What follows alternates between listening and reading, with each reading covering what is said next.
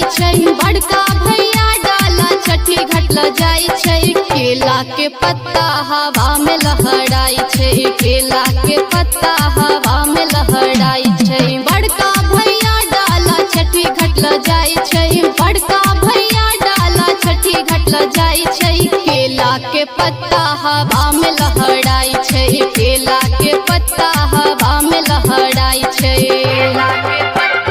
DJ Sumit Satish, DJ Sumit Satish रैमा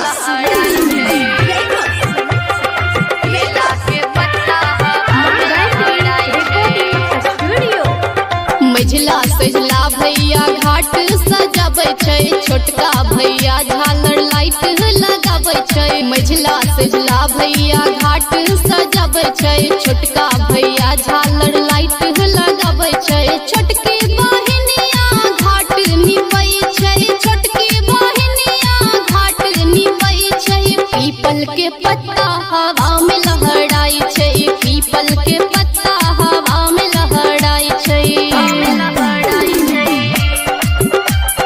पीपल के पत्ता अभी आप सुन रहे हैं के पत्ता हवा में लहराई छै,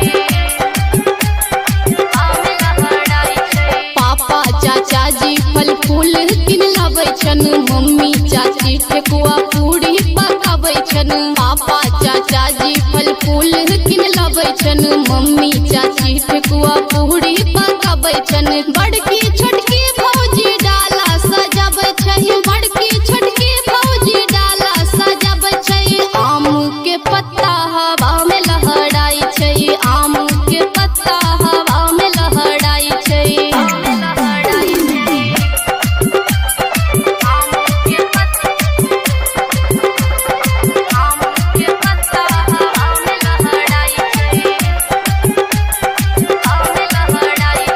पूर्वे दिशा से उगल आबै छन सूरज देव, जल में ठाढ़ पिबई अर्घ चढ़ाबै छन। पूर्वे दिशा से उगल आबै छन सूरज देव, जल में ठाढ़ पिबई अर्घ चढ़ाबै छन। सोनी